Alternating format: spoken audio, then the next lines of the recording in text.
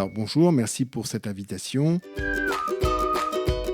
Les rôles du médecin ORL sont en fait assez étendus puisque cela va de la prévention, du diagnostic et du traitement des troubles de plusieurs organes, le nez, la gorge et les oreilles. Si on s'intéresse plus particulièrement à l'audition, cela va des dépistages des troubles de l'audition de la naissance jusqu'à l'âge avancé, le diagnostic de ces troubles, leur prise en charge et les éventuels traitements. Donc notre spécialité couvre en particulier plusieurs sens, l'audition, l'odorat, c'est-à-dire l'olfaction, et également est impliquée dans d'autres fonctions comme celle de l'équilibre. Il y a globalement 3 types de symptômes principaux.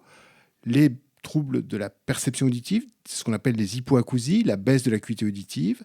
Ce qu'on appelle les acouphènes, c'est un motif fréquent de consultation, c'est la perception de bruits anormaux par une personne, bourdonnement ou sifflement d'oreille. Et puis, ce qui est plus rare, c'est ce qu'on appelle l'hyperacousie, c'est le fait de ne pas supporter certains bruits de la vie quotidienne. Les symptômes qui vont alerter sur un possible trouble de l'audition sont des choses qui sont parfois insidieuses. C'est le fait de moins bien comprendre ses interlocuteurs dans un environnement bruyant, par exemple sur une terrasse de brasserie, dans un grand magasin, de ne pas parfaitement comprendre ses interlocuteurs. Cela peut être aussi une gêne à suivre des discussions quand il y a plusieurs intervenants lors d'un repas de famille. Et puis, ça peut être la perception de bruits anormaux, ce qu'on appelle les acouphènes, les bourdonnements et sifflements d'oreilles. Donc, c'est les symptômes qui vont sensibiliser normalement sur une consultation ORL pour évaluer l'audition. La première démarche à réaliser, c'est de consulter son médecin traitant. Il faut consulter le médecin ORL qui, lui, va avoir une démarche double, examiner le patient, prendre en compte ses antécédents, est-ce qu'il a été exposé à des niveaux sonores élevés, est-ce qu'il a eu des lésions de l'oreille, réaliser un examen des tympans et puis surtout faire un test de l'audition, ce qu'on appelle un audiogramme pour évaluer l'audition des 2 oreilles. On peut dire que de la naissance à l'âge le plus avancé, nous sommes exposés à des troubles de l'audition. À la naissance, il existe ce qui est rare mais qui n'est pas non plus exceptionnel, des enfants qui naissent avec un trouble de l'audition plus ou moins important. C'est pour cela qu'il y a maintenant ce qu'on appelle un dépistage universel des troubles de l'audition à la naissance, c'est-à-dire qu'à la naissance de chaque enfant en France, un test de dépistage est réalisé. Au fur et à mesure du temps, vont apparaître des pathologies de l'audition qui sont les unes moins fréquentes maintenant dues à des infections récidivantes de l'oreille, les effets du bruit qui peuvent être à la fois dans le cadre des loisirs, chez les adolescents, voire chez les personnes plus âgées, la musique amplifiée, par exemple. Ça peut être aussi le bruit au travail qui peut détériorer l'audition. Et puis va venir apparaître le cap de la cinquantaine. À partir de 50, 55, 60 ans, nous sommes tous exposés à la possibilité d'une baisse d'audition qui est en quelque sorte naturelle puisque c'est l'évolution de l'audition avec l'âge. C'est ce qu'on appelle la presbyacousie. Et puis, enfin, l'espérance de vie augmente, c'est-à-dire que dans notre pays, on peut espérer avoir une vie jusqu'à 90 ans, voire plus. Et on sait très bien que les troubles de l'audition, leur fréquence et leur sévérité va augmenter plus on va évoluer dans le temps en fonction de son âge. D'où l'intérêt de suivre de très près notre propre audition.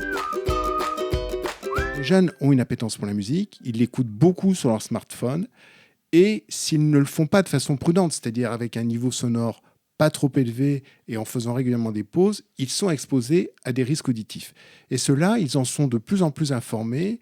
Donc, aux moindres symptômes, s'ils ont des acouphènes, des bourdonnements, des sifflements d'oreilles, des douleurs d'oreilles, ils viennent nous consulter régulièrement. Si vous voulez, une consultation ORL est une consultation spécialisée. C'est une consultation qui comporte en fait schématiquement 3 temps. Un premier temps qu'on va appeler d'interrogatoire.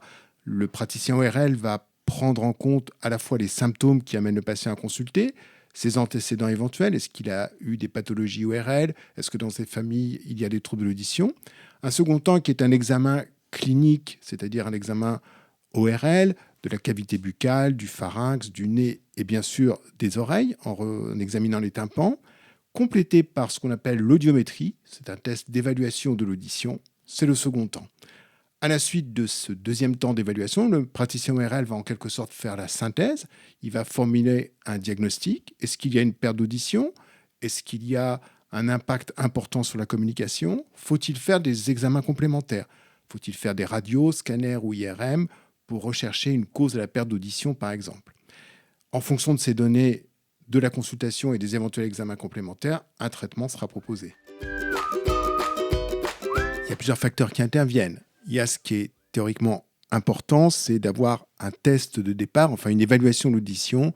Je crois que l'âge de 50 ans est un âge important parce que c'est le début habituel de la presbyacousie, donc avoir un screening, une évaluation de l'audition à 50 ans me paraît idéal. Après, je dirais que tout va dépendre du profil de l'évolution de tout à chacun et avec peut-être de nouveaux moyens, le développement de l'intelligence artificielle, les moyens numériques peuvent peut-être ouvrir la possibilité de moyens de surveillance plus faciles, entre guillemets. Mais idéalement, je crois qu'il faut suivre l'audition de près à partir de 50 ans, avec, s'il n'y a pas de symptômes, s'il n'y a pas de ressenti, et si l'audition est normale, probablement un contrôle 5 ans après, et puis tous les 5 ans s'il n'y a pas d'éléments nouveaux. Par contre, dès qu'il apparaît une baisse d'audition, même légère, je crois qu'il faut instaurer un suivi plus rapproché. Moi, à titre personnel, j'ai l'habitude de proposer aux patients qu'une perte auditive débutante, de les revoir une année après. Ça permet d'avoir un recul suffisant en temps, à la fois pour le ressenti qu'ils ont de leur perte et de leur gêne auditive, et puis sur le test auditif, l'audiogramme, de voir si cette baisse d'audition s'est majorée durant une période d'une année, ce qui peut conduire à proposer une mesure de correction, et dans la grande majorité des cas, c'est l'appareillage auditif.